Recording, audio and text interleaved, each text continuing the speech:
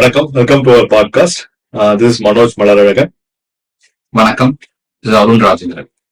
So இந்த பாட்காஸ்ட்ல நம்ம பேச போறது வந்து ஒரு தமிழ் படத்தை பத்தி, ரீசெண்டா ரிலீஸ் ஆன தமிழ் படத்தை பத்தி, Thangalaan. Directed by Pa Ranjith and acted by Chiyaan Vikram, Parvathy, Malavika, Pasupathy, and then the British actor, I forgot his name, Clement. Yeah. அதான் கேரக்டர் பேர்ல இருக்கு. எனக்கு தெரிஞ்சு ஜிவி பிரகாஷ் நம்ம ஒரு கேரக்டராவே சொல்லிடலாம், அந்த அளவுக்கு படம் ஃபுல்லா வியாபிக்கிறார். கண்டிப்பா. சோ படத்தை பத்தி உங்களுடைய ஸ்டார்டிங் ஒப்பீனியன்? படம் வந்து எனக்கு என்ன பொறுத்த வரைக்கும் இட்ஸ் ஃபுல் பேக்கேஜ் எக்ஸ்பீரியன்ஸ். உள்ள போனதுல இருந்து இன்டர்வெல்ல வெளில வர அந்த ஒரு ஃபியூ மினிட்ஸ் பிரேக் ஆகட்டும், இல்ல படம் முடிகிறப்ப வர ஒரு ஃபீலிங் ஆகட்டும், it takes as a audience, as a வியூவரா என்ன வந்து ஒரு வேற ஒரு உலகத்துக்குள்ள, வேற ஒரு மல்டிபிள் ஜென்ரேஷன்ஸ்குள்ளார கூட்டிட்டு போய் ஒரு கதை சொல்லி என்னை வெளியில தள்ளி விட்ட மாதிரி இருந்தது. It's a very scintillating experience. That's my first take. உனக்கு எப்படி இருக்கு படம்? எனக்கு வந்து இந்த படம் போறதுக்கு முன்னாடி நல்ல எக்ஸ்பெக்டேஷனோட தான் போனேன்.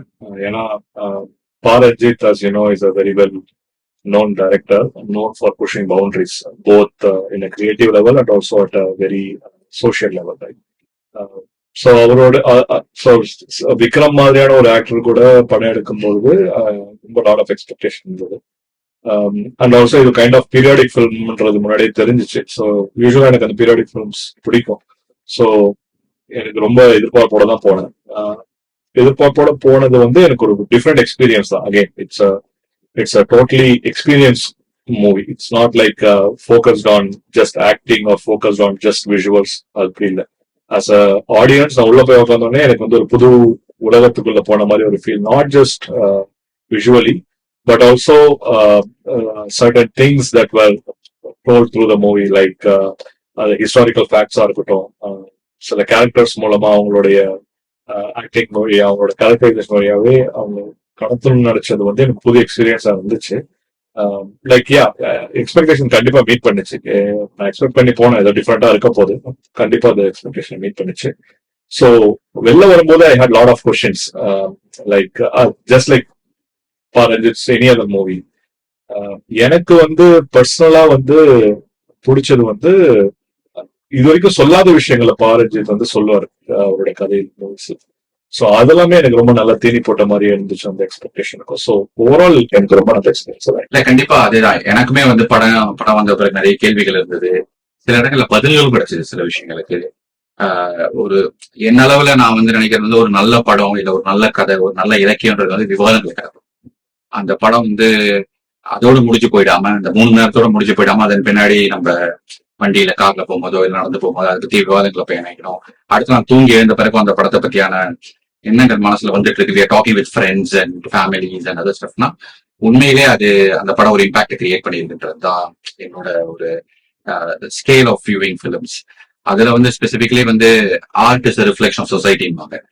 இப்போ ஆப்வியஸ்லி சூப்பர் ஹீரோ ஃபிலிம்ஸ் அந்த மாதிரி நிறைய டைப் ஆஃப் ஜானர்ஸ் இருக்கு.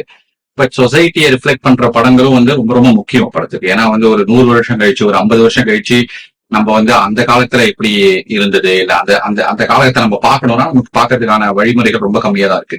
எது அப்ப வாழ்ந்தவங்க கிட்ட பேசி தெரிஞ்சுக்கணும், இல்லைன்னா அப்ப இருந்த புத்தகங்களை படிச்சுக்கணும், இல்லைன்னா வந்து அப்ப இருந்த படங்களோ இல்ல அதை பத்தி எடுக்கப்பட்ட படங்களை பார்த்து ஓ இப்படிதான் இருந்தது அந்த காலத்துல அப்படின்ற ஒரு ஹிஸ்டரி டெல்லிங்கோட ஒரு நீச்சியா தான் படங்களை பாக்குறேன். அதுல இந்த படம் வந்து முக்கியமான ஒரு மைல்கல். அதுவும் இந்த படம் specifically though it starts somewhere in 1850s, அந்த பிரிட்டிஷ் காலனி ஆதிக்கம் அந்த சமயங்கள்ல தமிழ்நாட்டுல ஆரம்பிச்சு கோலா வரைக்கும் போற ஒரு மெயின் த்ரெட்டா இருந்தாலும் மூணு லெவல்ல இந்த படம் பயணிக்குது.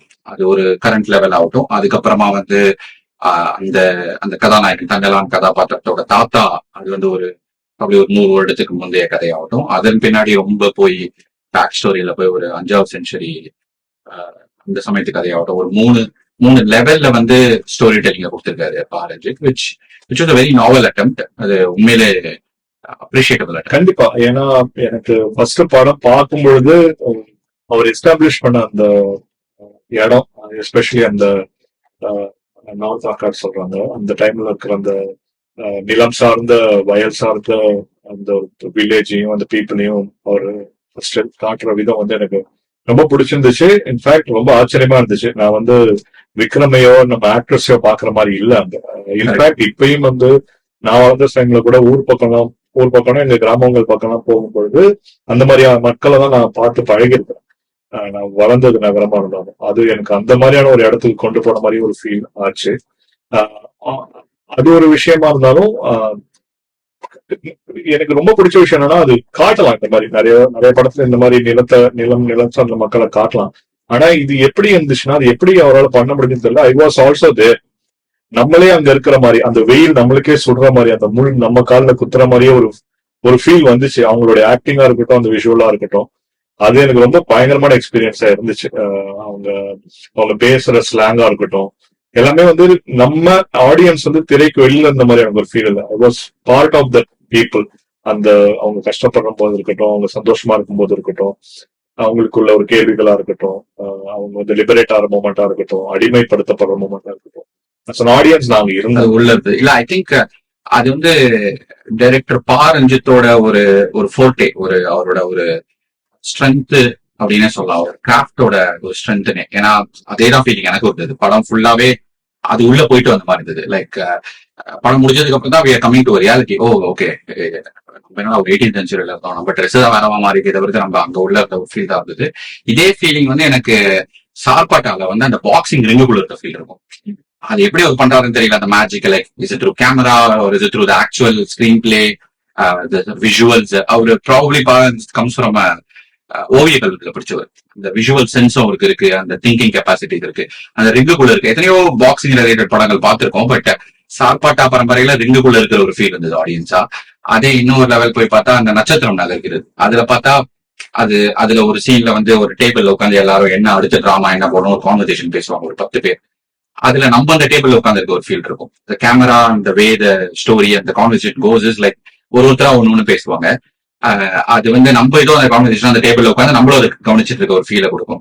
ஐ think very few directors or film makers தான் அந்த அந்த பர்டிகுலர் ஸ்கில்ல வந்து மாஸ்டர் பண்ணிருக்காங்க. Ranjith very important. கண்டிப்பா நான் அக்ரி பண்ணிக்கிறேன். என்னன்னா நீ சொன்ன அந்த சார்பாட்டா பரம்பரையிலையும் நட்சத்திரம் நகர்கிறது படத்துலயும் இந்த சீன்ஸ் வந்து ரொம்ப ஈஸியா அந்த ஃப்ரேம் பண்ண முடியும். அந்த சீன்ஸை நான் பார்த்த வரைக்கும் ஒரே சீன்ல பல கேரக்டர்ஸ் பேசுற ஒரு சீன் இருந்தாலும் நிறைய டைரக்டர்ஸ் பாத்தீங்கன்னா கட்ஸ் இருக்கும். ஒவ்வொரு கேரக்டர்ஸ் பேசும்போது ஒரு கேரக்டர் பேசுறப்போ ஒரு ஃப்ரேம்ல அவங்க இருப்பாங்க, மற்ற கேரக்டர்ஸ் அந்த சீன்ல இருந்தாலும் but camera will be on one character பேசுறவங்க. நம்ம எப்படி பழக்கப்பட்டிருக்கோம் அந்த சீரியல்ஸ் எல்லாம் வந்து டக்குன்னு ஒரு விஷயம் நடந்ததுன்னு ஒரு எமோஷனுக்கு டக்குன்னு ஒரு க்ளோஸ் அப் ஷாட் ஒருத்தர போட்டுருவாங்க, அவங்க ஷாக் ஆவாங்க, அடுத்து இன்னொருத்தர் ஷாக் ஆவாங்க, இன்னொருத்தர் ஷாக் ஆவாங்க. அந்த மாதிரி பார்த்த ஒரு சமயத்துல எல்லா கேரக்டரும் பேரலாவும் ஆல்மோஸ்ட் பேரலாவும் பேசிக்கிட்டு இருக்கும் பொழுது எப்படி எல்லா கேரக்டரையும் ஒரு ஃப்ரேம்ல வச்சு எல்லா கேரக்டரையும் கவனிக்க வைக்கிற அந்த ஒரு விஷயம் இருக்குல்ல, ஒரு ஒரு ஒரு டைரக்டரா ஒரு சினிமாட்டோகிராஃபரோ டைரக்டராவோ, அது வந்து ரொம்ப இது வரைக்கும் நான் பார்த்ததில்ல. எஸ்பெஷலி சார்பாட்டா பரம்பரையில அந்த ஒரு நெகோசியேஷன் சீன் ஒண்ணு இருக்கும். இந்த மாதிரி இவரு கபிலன் வந்து லங்கன்வாதியாரும் அந்த இன்னொரு பேசும்பொழுது ஏகப்பட்ட கேரக்டர் எல்லா கேரக்டரும் பேசுவாங்க, எல்லா கேரக்டரும் ஸ்கோர் பண்ணுவாங்க, எல்லாருமே உங்களுடைய கவனமே சிதறாது. அதேதான் நட்சத்திரம் நகர்கிறதுலயும் இருக்கும். அந்த ஒரு டேபிள் கான்வர்சேஷன்ல வந்து எல்லாரும் பேசுறதுமே ஆடியன்ஸுக்கு கன்வே ஆகும். இதுக்கே வந்து எல்லாருமே ஒரே டாபிக் பேச மாட்டாங்க, எல்லாம் சேலஞ்ச் பண்ணிப்பாங்க, டாபிக் பேசுவாங்க. இனவே லைக் ஆடியன்ஸா நம்ம கன்ஃபியூஸே ஆக மாட்டோம். We will be traveling in each other's characters shoulder. அந்த மாதிரியே இந்த படத்துலயும் இருந்துச்சு. இந்த இடத்துல அந்த அளவுக்கு ஒரு சேலஞ்சிங் விஷயங்கள் அந்த மாதிரி நடக்கலைனாலும் ஒரு கன்ஃபிளிக்டிங்கான ஒரு சீன்ஸ், ஒரு கேரக்டர்ஸ் கன்ஃபிளிக்ட் பண்ற சீன்ஸ் நிறைய இல்லைனாலும் ஒரே விஷயத்த பேசுற அந்த சீன்ஸ் எல்லாமே வந்து ரொம்ப நல்லாவே கன்வே ஆச்சு. அதை அதுவும் இன்ஃபேக்ட் அவருடைய இது இங்கேயும் அவரோட சிக்னேச்சரா இருக்கிறது வந்து இங்கேயும் வந்து இந்த படத்துலயும் அது நல்லாவே வெளிப்பட்டுச்சு. அது எனக்கு பிடிச்சிருந்துச்சு. இன்னொரு விஷயம் எனக்கு ரொம்ப பிடிச்ச விஷயம் என்னன்னா கேரக்டர்ஸுமே அவங்களுடைய கேரக்டர்ஸ் they actually lived. இந்த விதத்துல சொல்ல வரேன்னா இது வந்து kind of live sound recording, live singing, sound singing, right? Dialogues அங்கேயே அவங்க பேசியிருக்கிறாங்க.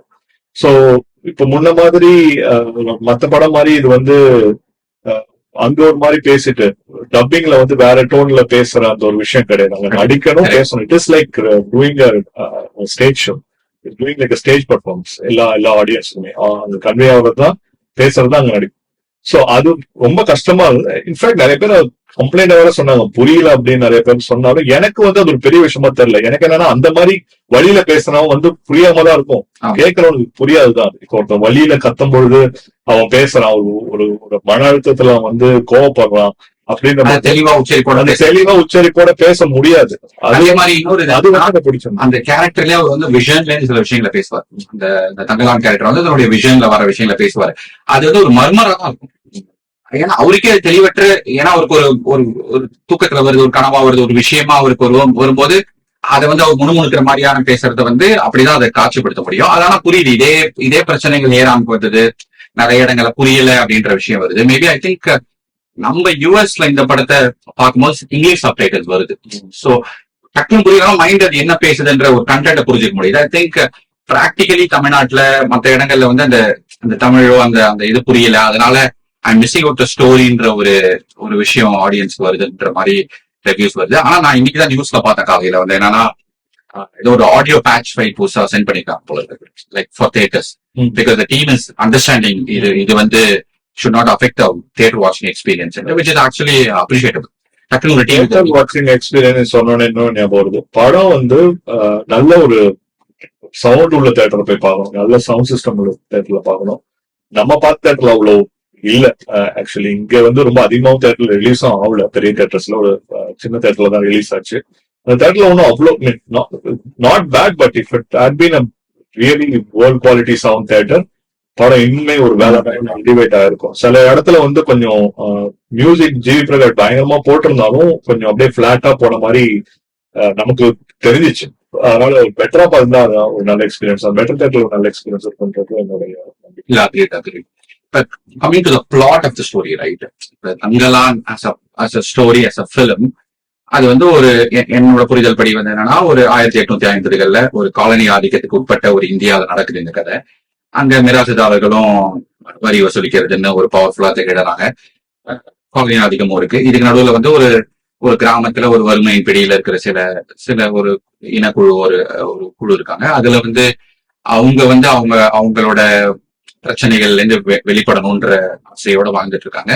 அங்க அவங்களுக்கு ஒரு வாய்ப்பு வருது, ஒரு தங்கத்தை நோக்கிய ஒரு பயணம். அதுக்கு இவங்களாம் தான் பெட்டரா பண்ண முடியும்ட்டு அந்த ஒரு பிரிட்டிஷார் கூட்டு போறாரு அவங்கள. அந்த பயணத்துல வந்து எப்படி இந்த படமே இந்த பயணம் தான், அந்த தங்கத்தை நோக்கிய பயணம்.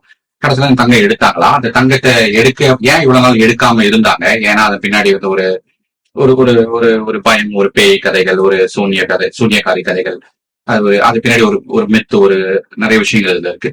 சோ இதெல்லாம் வச்சுதான் இந்த பயணம் தான், தங்கத்தை நோக்கிய பயணம் தான் தங்கலாம். இதுதான் வந்து இந்த plot of the story. But இதுல வந்து the way the director has like conceived the story is, அதுல வந்து ஒரு மாய விஷயங்கள்ல ஃபேண்டசியை கலக்கிறது, ஒரு பக்காவா ஒரு பரதேசி மாதிரி ஒரு படு ரியாலிஸ்டிக்கான ஸ்டோரியா இல்லாம, அது என்னதான் ஃபுல்லா ரியாலிஸ்டிக்கா இல்லாம அதுல சில ஃபேண்டசி விஷயங்களை அட்டாச் பண்ணதாகட்டும். அது சில பேர் வந்து பேய் கதையான மாதிரி சொல்றாங்க, சில பேர் வந்து ஒரு மேஜிக்கல் திங் சொல்றாங்க. அந்த மாதிரி விஷயங்களை நினைச்சு ஒரு மாதிரி, plus obviously there is an ideology as well, right? இது ஒடுக்கப்பட்டவரோட வாழ்வியல் வரலாறையும் பேசுது. So lot of things package பண்ணி ஒரு எக்ஸ்பீரியன்ஸ் கொடுத்துருக்காரு. பட் இதுல வந்து there is also this reviews கம்மிங்ல, கதை வந்து இந்த மாதிரி இந்த ஃபேண்டசி ரொம்ப பேசுது, இது எனக்கு புரியல, இது என்னன்றது. அதை பத்தி what's your opinion? I think இதை நம்ம கொஞ்சம் டீட்டெயிலா பேசலாம். என்னன்னா இப்ப ரீசெண்டா நிறைய டேர்ம்ஸ், புது டேர்ம் கேள்விப்பட்டோம், மேஜிக்கல் ரியாலிட்டி மூவிஸ் அப்படின்ட்டு. அது என்ன மேஜிக்கல் ரியாலிட்டி அப்படின்னும் போது people are getting confused with, நான் அம்மன் படம் பார்த்தேன், நான் வந்து சாமி படம் பார்த்தேன், நான் பேய் படம் பார்த்தேன், விட்லாச்சாரிய படம் பார்த்தேன், அதுவும் மேஜிக்கல் ரியாலிட்டி தானே அப்படின்னு பேசுறாங்க. அது கிடையாது magical reality kind of movies. அது வந்து மேஜிக்கல் மூவிஸ், மேஜிக்கல் ஸ்டோரிஸ். அப்ப மேஜிக்கல் ரியாலிட்டி அது பேசிக் டிஃபரன்ஸ் என்னன்னா, fantasy stories versus magical reality stories அப்படின்ட்டு. ஃபேண்டசி ஸ்டோரிஸ் வந்து பாத்தீங்கன்னா, எல்லாமே ஃபேண்டசி தான், எல்லாமே கைண்ட் ஆஃப் ஒரு கதைகள் தான், புனையப்பட்ட கதைகளோ ரியல் கதைகளை கொஞ்சம் மாத்தி பண்றது. பட் ஃபேண்டசி நான் சொல்றது வந்து முழுக்க நம்பகத்தன்மை இல்லாத ஒரு வேர்ல்டா இருக்கும். எப்படின்னா அப்படியே ஃபுல் அண்ட் ஃபுல், இப்போ ஹாரி பாட்டர் எடுத்துக்கிட்டீங்கன்னா இட்ஸ் அ ஃபேண்டசி மூவி. நீங்க வந்து லார்ட் ஆஃப் த ரிங்ஸ் எடுத்துக்கிட்டா அது ஒரு ஃபேண்டசி. பாகுபலியும் எல்லாமே ஃபேண்டசி தான், சொல்ல எல்லாமே ஃபிக்ஷன் தான்.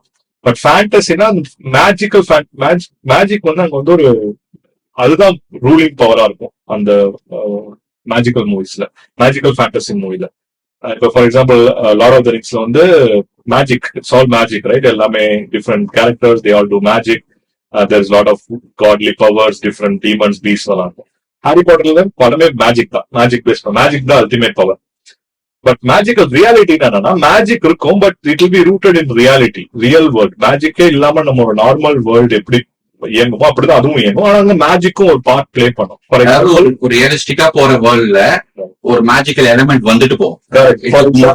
Game of Thrones, Game of Thrones வந்து மேஜிக் இருக்கும் but it won't be the ultimate power. people are the ultimate power. Power is அந்த பிளாட், அந்த பிளாட்ல ரியாலிட்டி மேஜிக் ஒரு மாதிரி கலந்து ஹியூமனிட்டி தான் அங்க மெயினா இருக்கும். நார்மல் கதையெல்லாம் இருக்கும், அங்க மேஜிக் வந்துட்டு போகும். சோ அதுதான் magical reality genre. Thangalaan falls magical reality right. So there is அங்க எல்லாமே இருக்கு. அங்க அடக்குமுறை இருக்கு, ஒடுக்குமுறை இருக்கு, ஆண்டான் அடிமை இருக்கு, இருந்த மாதிரி எல்லாம் எப்படி இருந்ததோ அது இப்படியேதான் இருக்குது. பிரிட்டிஷர்ஸ் வந்தாங்க, காலனி ஆதிக்கம் இருக்குது, எல்லாமே இருக்குது. பட் இங்க வந்து தெய்வங்கள் ஒரு இன்ஃபுளுன்ஸ் பண்ணா எப்படி இருக்கும், ஒரு கைண்ட் ஆஃப் ஒரு மேஜிக் லைட்டா இருந்துச்சுன்னா எப்படி இருக்கும், அது மேஜிக்காவும் எடுத்துக்கலாம். அது வந்து Kantara magic reality. Yes, Kantara it's a movie about magical reality right. ஏன்னா அது வந்து கண்டிப்பா அதுல வந்து ஒரு எலிமெண்ட் இருக்கு but it is rooted to actually rooted ரியலிஸ்டிக்கா போயிட்டு இருக்க ஒருத்தரோட வாழ்வியல் கதையில எப்படி வந்து ஒரு ஒரு மாய ஒரு ஒரு ஒரு விஷயம் வந்து உள்ள வருது, அது எப்படி மாற்றி அமைக்குது. இதை நீங்க எப்படி எடுத்துக்கலாம்னா, நம்ம கதை சொல்லுவோம் தெரியுமா, எங்க தாத்தா அந்த காலத்துல போனாங்க, பாட்டி போனாங்க, திடீர்னு வழியில ஒரு பூதம் வந்துச்சு, நினைச்சுனே தெரியல, இல்லைன்னா அந்த மரத்துல அது ஒருங்கிற அந்த மரம், அந்த மரத்துலதான் பேய் தொங்குது. சோ இது வந்து மரம் அங்கதான் இருக்குது, நம்மளும் அங்கதான் இருக்கிறோம். ஆனா அங்க ஒரு பேய் தொங்குது ஒரு இமேஜினேஷன் பண்றோம். அது காத்துல ஆடுறது ஒரு பேய் ஆடி இருக்கலாமா அப்படின்னு நம்ம யோசிக்கணும் தெரியுமா. அதுதான் மேஜிக்கல் ரைட். அந்த வகையான கதை சொல்றதுதான் மேஜிக்கல். இது ரொம்ப புது ஜானர் ஆக்சுவலா ஒரு தமிழ் சினிமாவுக்கு.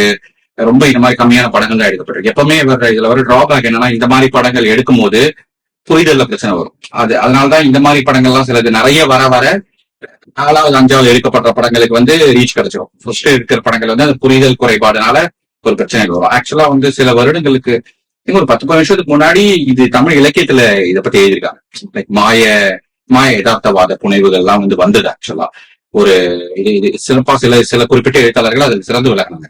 அகைன் அந்த புத்தகங்களுக்கும் இதே பிரச்சனை இருந்தது. இதை புரிதல்ல வந்து கொஞ்சம் குழப்பம் இருந்தது. இல்லைன்னா இதை வந்து ரொம்ப தீவிர இலக்கிய வாசிப்பாளர்களுக்கான புத்தகம் ஒதுக்கப்பட்டது. அந்த இஷ்யூஸ் இருந்தது. அது ஒரு மெயின் ஸ்ட்ரீம்ல கலக்கிறதுக்கான நேரம் வந்து கண்டிப்பா அதுல புரிதல் குறைபாடு இருக்குது நம்ம வாசகர் மத்தியிலையும் வியூவர்ஸ் மத்தியிலையும். என்னன்னா இன்ஃபேக்ட் ஒரு விதமான ரிவ்யூஸ் எல்லாம் கூட பார்த்தாங்க. என்னன்னா அவர் முற்போக்கு பேசுற ஒரு டைரக்டர் போய் இப்படி எடுக்கலாமா அப்படின்னு. இது கதை எனக்கு வந்து ஒரு பெரிய இந்த வாதமா தெரியல. அது வந்து ஒரு விதண்டாவாதமா தான் தெரிஞ்சிச்சு எனக்கு.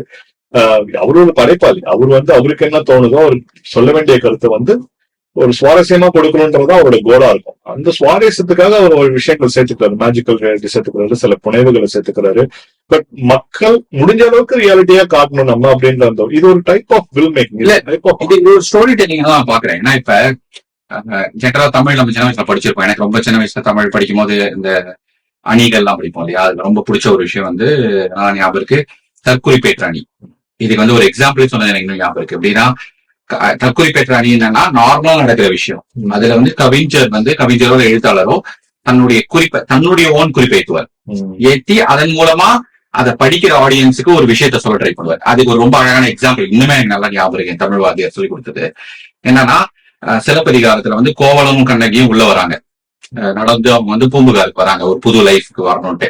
அப்ப வரும்போது அவங்க வந்து அங்க அந்த மதுரை மாநகர்ல வந்து அந்த கொடி, அந்த அரசனோட கொடி வந்து பறக்குது, நல்லா பட்டொலி வீசி பறக்குதுன்னு அவர் வந்து அதை சொல்றாரு. இது நார்மலா நடக்குது. நீங்க போனீங்கன்னா ஒரு கொடினா அது காத்துல ஆடதான் செய்யும். இது வந்து ஒரு ரியாலிட்டி இது. பட் அங்க என்ன அந்த தன்னோட குறிப்பை வந்து அந்த ஒரு இளங்கோடிகள் ஏத்துறாருன்னா, அது வந்து சொல்லுது உனக்கு பின்னாடி இந்த நகரத்துல வந்து இழப்பு ஏற்பட போகுது, வராத அப்படின்னு சொல்லி அந்த கொடி ஆடுது. இந்த ஊருக்குள்ள வராதுன்றத அது கன்வே பண்ணுதுன்னாரு, விச் இஸ் நாட் ட்ரூ. ஏன்னா அது நார்மலா ஒரு கொடி, அது உயிரற்ற பொருள் அது. ஆனா அங்க கவிஞர் வந்து சொல்லும் போது என்ன ஆகுதுன்னா ஆடியன்ஸை வந்து தயார்படுத்துறாரு. இவங்க உள்ள வராங்க, there is a big tragedy is going to happen for one of them or both of them. இது வந்து எவ்வளவு பெரிய ஒரு prepping of the audience, right? அதோட ஒரு நீச்சே தான் நான் இதை பாக்குறேன். இங்க வந்து எப்படின்னா இங்க as a director is using certain elements to convey certain things, right? ஏன்னா இப்ப 5வது செஞ்சுரியில் நடந்த ஒரு விஷயம் இப்போ வரைக்கும் தொடருதுன்னா அதை எப்படி சொல்ல முடியும்? அதுக்கு வந்து ஒரு ஃபேண்டசிக்கல் எலிமெண்ட் வேணும். அதுக்கான ஒரு வாகனமா தான் இந்த கதை சொல்ல பயன்படுத்து. புரியுது, நீ ஃபர்ஸ்ட் பெஞ்ச் ஸ்டூடெண்ட் புரியுது, இன்னும் ஞாபகம் எல்லாத்தையும் எனக்கு ஞாபகம் இல்லை, பட் ஆனா நீ என்ன சொல்ல புரிஞ்சிச்சு.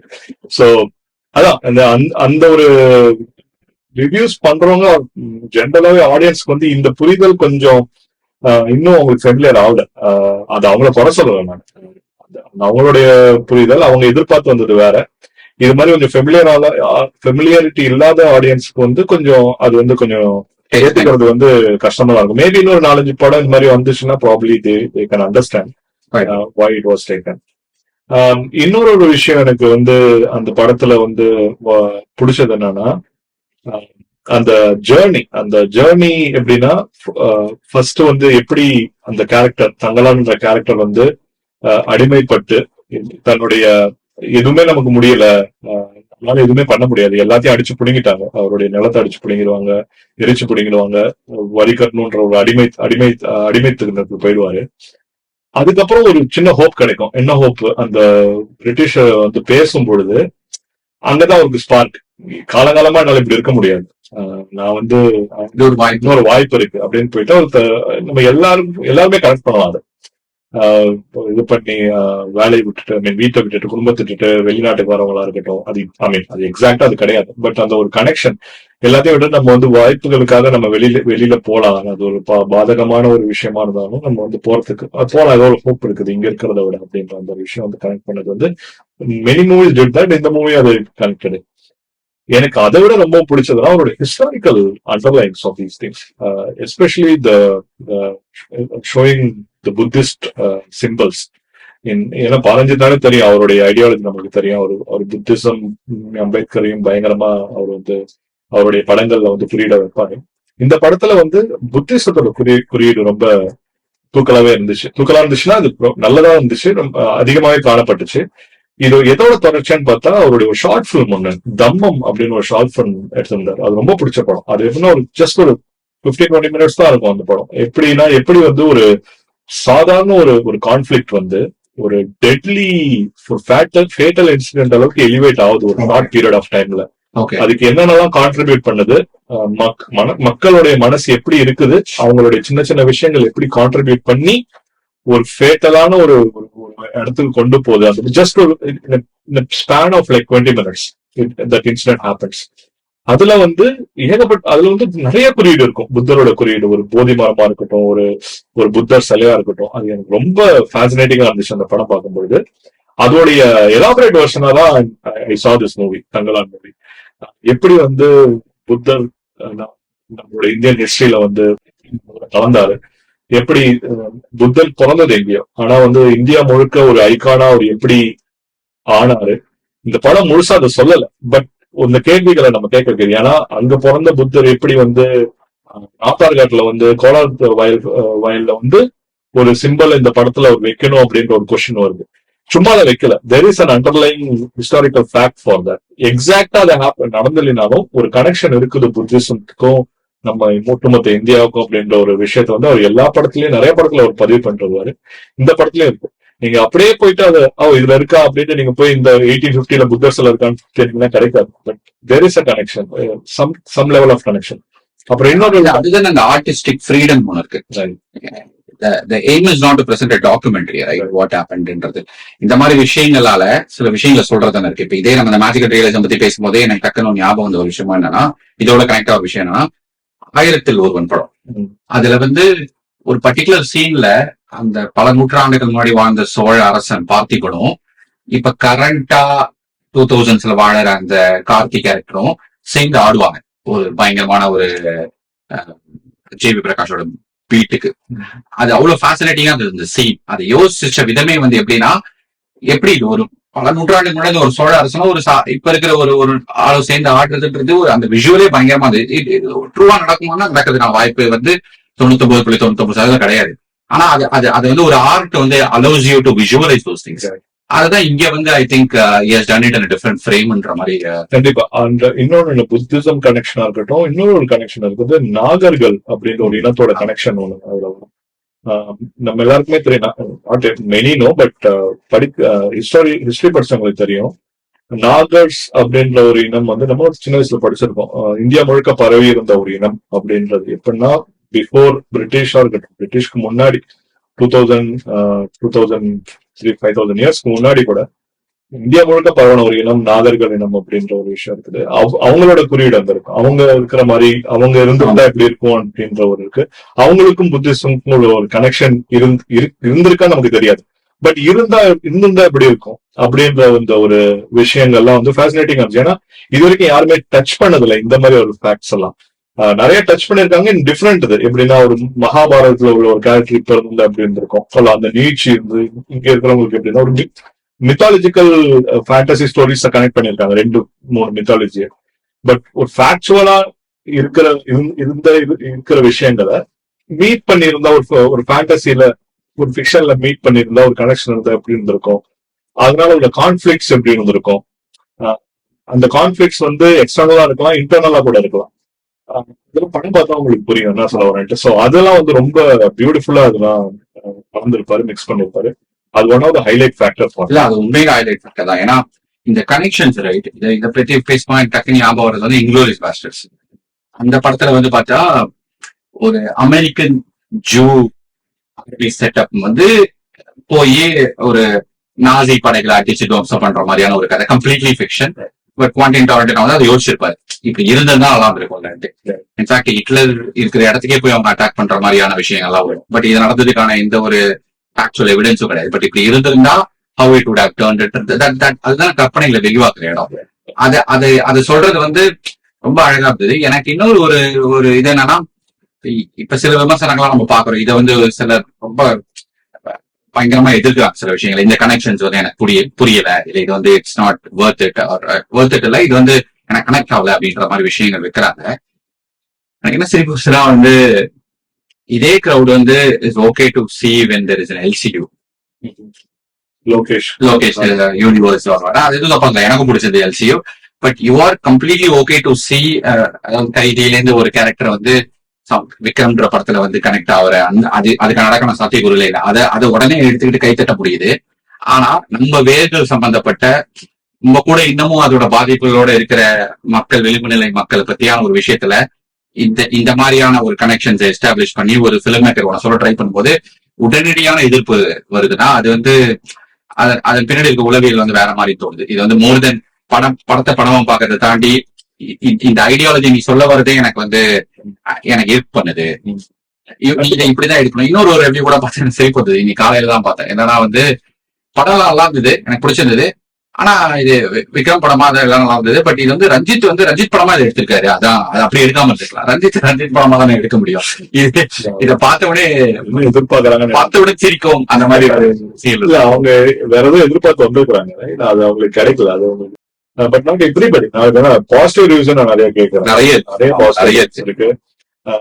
நான் இன்னொன்னு சொல்ல மறந்துட்டேன், இந்த நாகர்கள் புத்தர் கனெக்ஷன் ஒண்ணு. பட் ஆக்சுவலி அங்க ஒரு சீன் ஒண்ணு வரும். அது வந்து விக்ரமோட பையன் பேரு அசோகா. கரெக்ட். அந்த பல வருடங்களாக அழிஞ்சிருந்த அந்த புத்தர் சிலைய, காணாம போன அந்த புத்தர் சிலையை வந்து கண்டுபிடிக்கிற ஒரு கேரக்டர் வந்து அசோகா கேரக்டரா இருக்கும். இதை நீங்க பேரலா ஒரு ஹிஸ்டாரிக்கல் ஃபேக்ட்ல பாத்தீங்கன்னா அழிஞ்சு போற மாதிரி இருந்த ஒரு மதத்தை, புத்தருக்கு அப்புறம் அழிஞ்சு போற மாதிரி இருந்த அந்த ஒரு மதத்தை தூக்கி நிறுத்தினது அசோகர் தான். இன்ஃபேக்ட் நான் முதல்ல சொன்ன மாதிரி எப்படி புத்தர் வந்து இந்தியா முழுக்க பரவனார் போனா அந்த மெயின் ரீசன் அசோகர். அந்த ஒரு ரெஃபரன்ஸ் வந்து ரொம்ப நல்லா கரெக்டாவும் இருந்துச்சு. அசோகான்ற கேரக்டர் வந்து புத்தர் சிலையை திருப்பி மீட் உருவாக்கம் செஞ்சு அதை நிறுவன விஷயம் வந்து இட்ஸ் வெரி நைஸ். இன்னொரு நம்ம டாக்கிங் பத்தி சொல்லும் ரைட், இன்னும் கொஞ்சம் ப்ராடரா எடுத்துக்கோ ரைட் பண்றது காம்படிஷனை. பாரஞ்சித் நமக்கு தெரியும், அவர் வந்து is very strong advocate of is ideology. அந்த ஐடியாலஜி தன்னுடைய எல்லா படங்கள்லயும் அந்த நிலம் சார்ந்து, உரிமை சார்ந்து, தன்னுடைய ஒடுக்கப்பட்டவரோட உரிமை சார்ந்த விஷயங்களை ரொம்ப போல்டா வச்சிட்டு இருக்காரு. விச் எனக்கு பர்சனலா I like that kind of story telling. அது அந்த மாதிரியான ஒரு ஐடியாலஜி இருக்கிறது.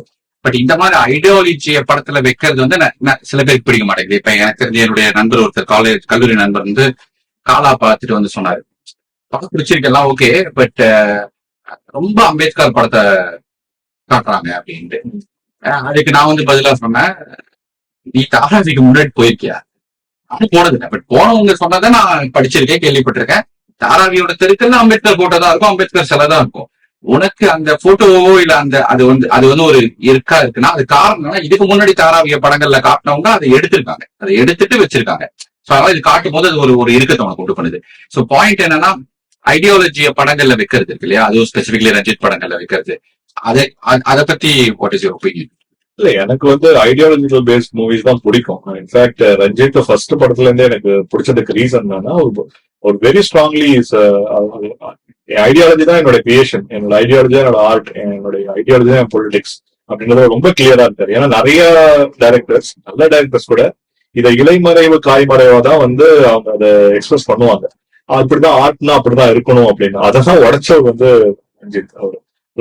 அதுக்கப்புறம் அந்த அவரோட ப்ரொடக்ஷன்ல வந்த நீலம் ப்ரொடக்ஷன்ல வந்த பரியரும் பெருமாளா இருக்கட்டும், பெஸ்ட் மூவிஸ் இந்த சினிமா. அந்த அந்த ஒரு போக்கு வந்து எனக்கு ரஞ்சித் ரொம்பவே பிடிக்கும். ஏன்னா இதுதான் நானு, இதுதான் என் கதை, இது ஒரு டெமோக்ராட்டிக் ஆர்ட் ஃபார்ம். இங்க வந்து என்னுடைய கதைக்கும் இடம் இருக்கு. அது நான் உன்னை விடவே பெட்டரா பண்ணுவேன். உன்னை விடனா அவரு இதுக்கு முன்னாடி வந்த படங்களை விடவே நான் பெட்டரா பண்ணுவேன் அப்படின்ற அந்த ஒரு கான்பிடன்ஸ்ல அவர் பண்றது நிரூபிச்சிருக்காரு. இந்த மூவில அவர் நிரூபிச்சிருக்காரு. எனக்கு அது ரொம்ப பிடிக்கும். நீ சொன்ன மாதிரி அந்த கேட்காத கதைகளை சொல்றது வந்து நிறைய டைரக்டர்ஸ் பண்ணியிருக்கிறாங்க. இதுக்கு முன்னாடி கேட்காத விஷயங்கள்.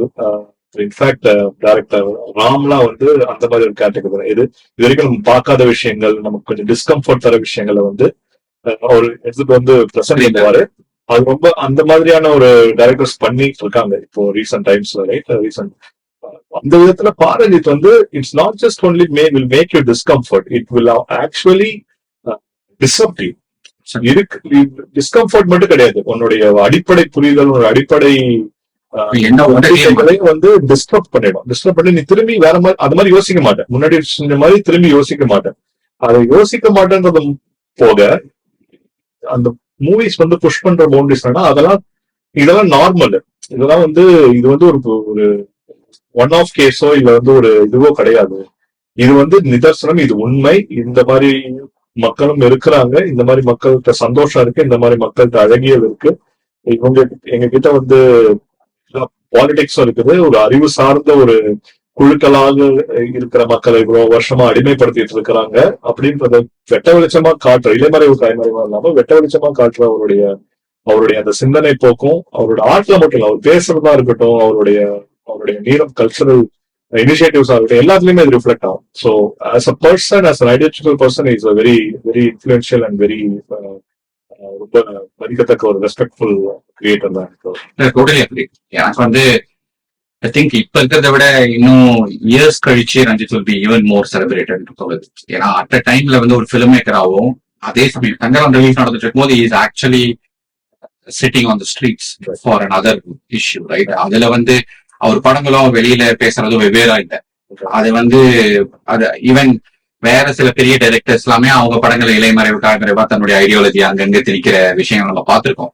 அது வந்து ஆடியன்ஸுக்கு தெரியாமலே அவங்களுக்குள்ளார திணிக்கிற விஷயங்களா இருக்கு. அப்படிலாம் இல்லாம தான் என் ஐடியாலஜி, இதுதான் நான், இதுதான் என்னுடைய கதைன்னு சொல்லிட்டு தைரியமா அந்த படத்தை வச்சு அந்த படத்தோட ஸ்கில் கிராஃப்ட்ஸையும் பயங்கர அழகா எல்லாருக்குமான ஆடியன்ஸ் ஆயிடுச்சு, not just only for certain people, எல்லாருக்கும் வைக்கிற அந்த ஒரு கான்பிடன்ஸ் அண்ட் அந்த ஒரு போல்ட்னஸ் வந்து உண்மையிலே வெரி இம்ப்ரெசிவா இருக்கு. தட்ஸ் வை ஈவன் பர்சனலி சில விஷயங்கள் எனக்கு கருத்து முரண்கள் இருக்கு அவரோட விஷயங்கள்ல. But overall as a personality he's very bold and very important personality தமிழக.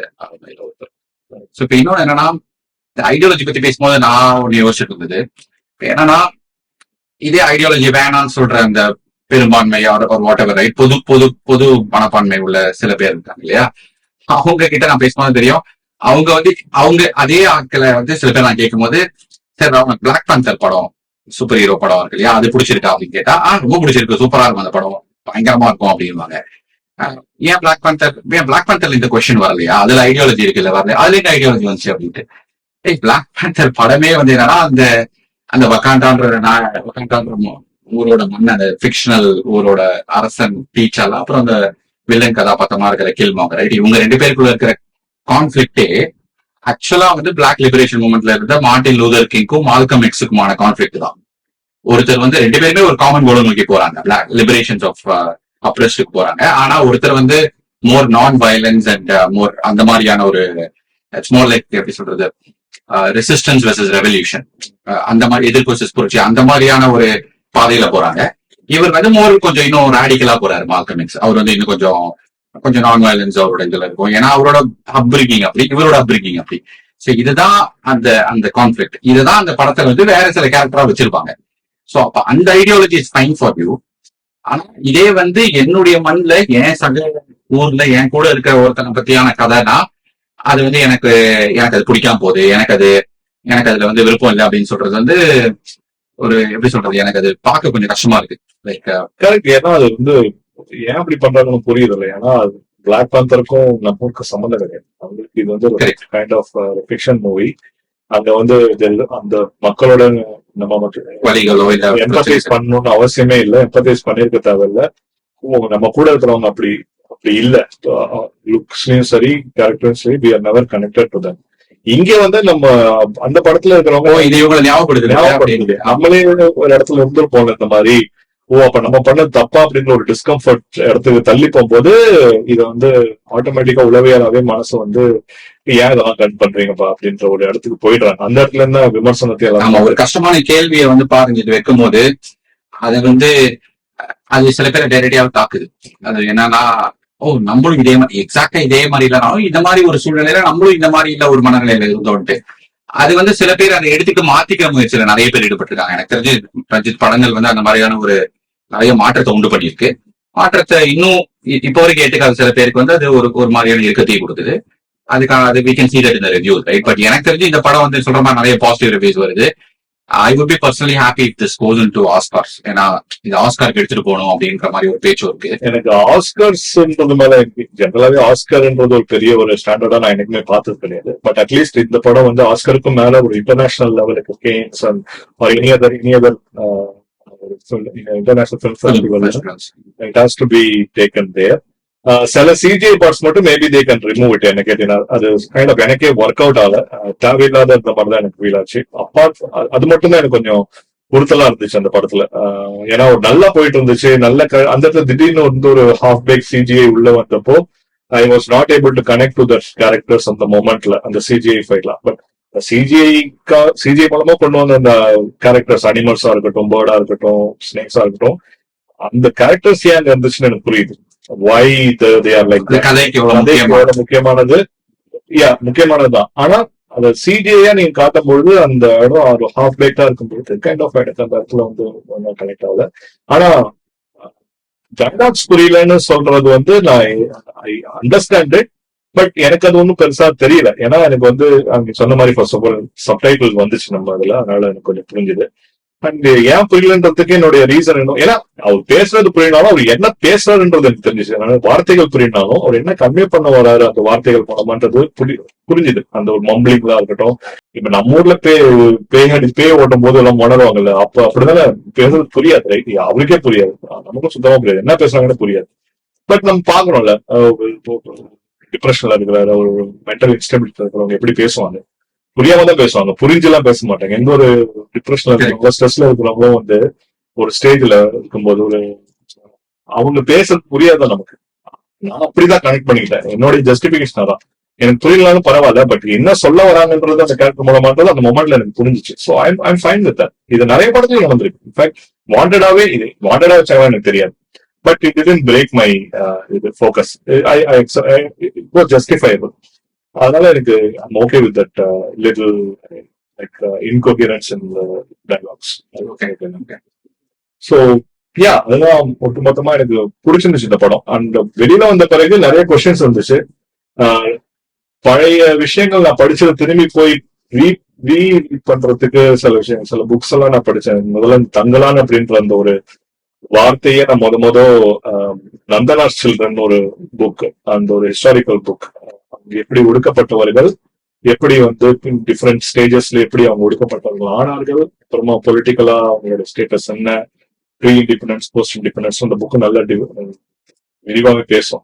அங்கதான் ஃபர்ஸ்ட் தங்கலான், இந்த கேஜிஎஃப் கோளார் வாயில்கள்ல தங்கலான்ற ஒரு பிரிவு வந்து ஒடுக்கப்பட்ட ஒரு வேலை செய்யறாங்க அவங்க எப்படி அப்படி ஆனாங்க அப்படின்றது ஒரு சின்ன சின்ன பேராகிராஃப்ல கொடுத்திருப்பாங்க. எனக்கு அநேகமா திரைக்கதை எழுதுனவங்க அதை படிச்சிருப்பாங்கன்னு நினைக்கிறேன்.